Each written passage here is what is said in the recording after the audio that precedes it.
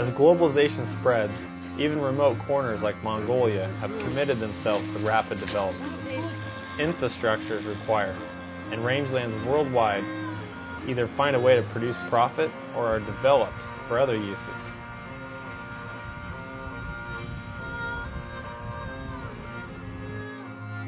In the U.S., similar forces are encouraging vertically integrated companies like Tyson and AgriBeef. They meet the growing demand for meat with cheap, reliable products.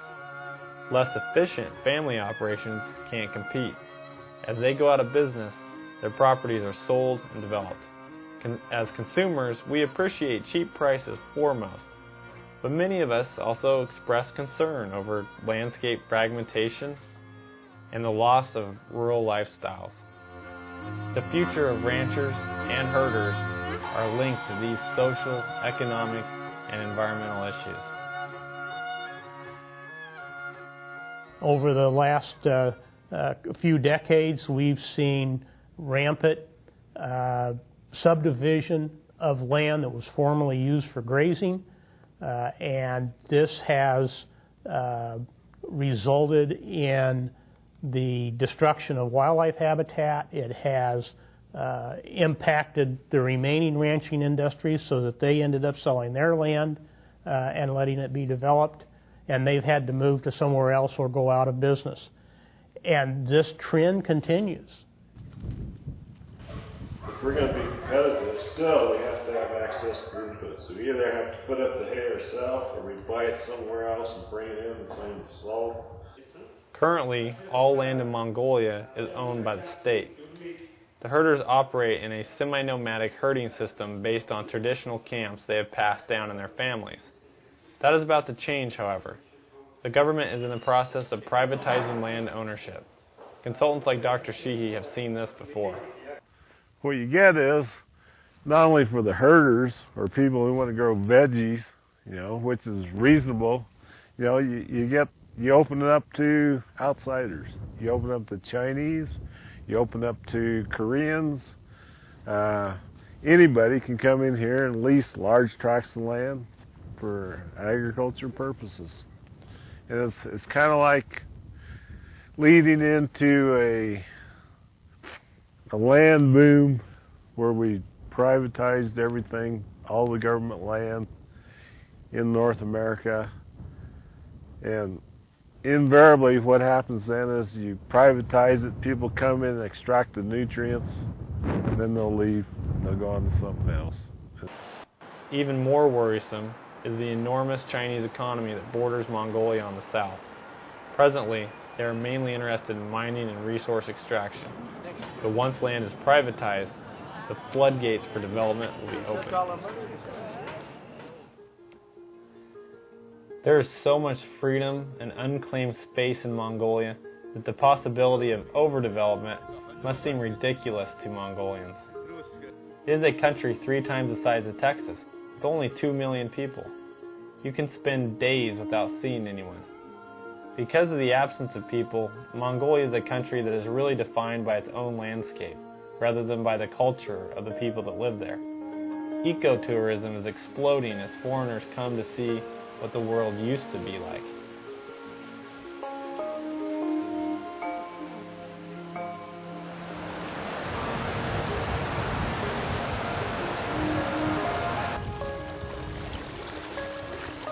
One worries a great deal about a landscape such as this, at this point 90% in the public domain and within the state of Mongolia. What they decide to do with this incredible landscape. Any luck? Yes. Nah. Good. Hey, let's go, Dinky. My driver. Let's go. He may have no awareness of what's coming about. But he does like my flies. Go down? I think upstream. Downstream. Yep. No good? No.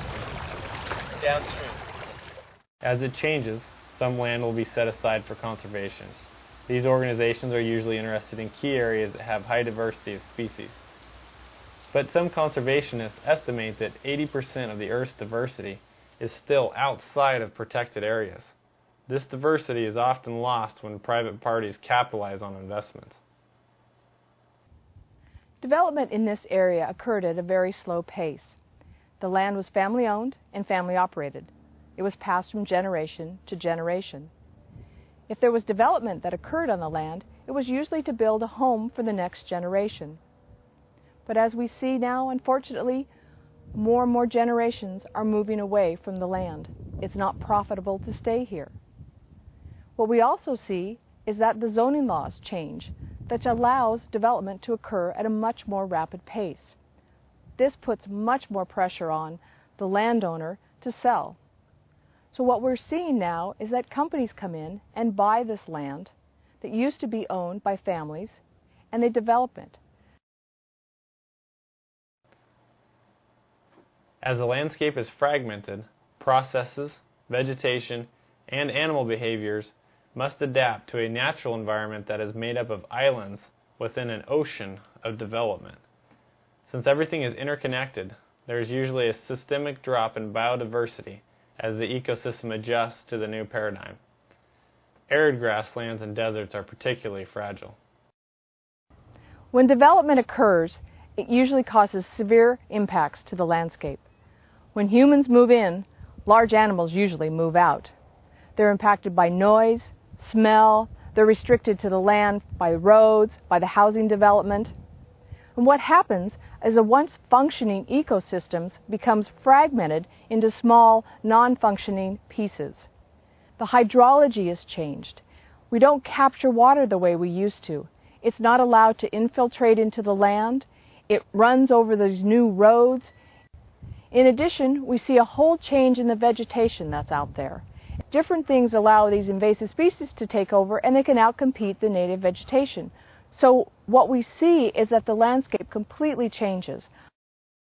90% of the vernal pool grasslands left in California are grazed by livestock. It's one thing that we know. Most of it is private, in private hands. And we are trying to conserve as much as possible, but there are so many threats to this landscape. We drove past a major threat, the conversion of this type of habitat to vineyards. We have conservation easements that protect the land from development. So there's a wetland reserve program, or WRP easement, on this portion of the property that protects the land in perpetuity from development, but allows grazing and fire as management tools. So this property is not at risk of being developed, luckily. In the last 5 years, land values have probably tripled to quadrupled, and that's at the smaller parcel. So here we are in an agricultural community where the #1 economic generator in the county is agriculture, and that economic activity is negative overall. Most people are going to try and use the assets and the tools that they have to manipulate their situation in a way they can get by. Because we're not making money in ranching right now, basically, it's pretty hard to make the payment on this piece of property that is, 160 acres of agricultural land that we use for our cows, and we make, produce hay off of it. It's definitely, part of our ranch. But there's a small corner of it that we could hopefully sell off, and we wouldn't want to sell it off if we didn't have to. But to try to stay in this business a little longer, it seems a logical thing to do. It's not really being used. It's just a small, little 5-acre piece. And I think those who disagree with taking any farmland out of production, however marginal, are going to argue that, well, if you allow this development, then that's how we get 5-acre lots, bare lots costing $200,000. Now, for agricultural use, 5 acres is not worth anywhere near that, the best farmland in the entire county.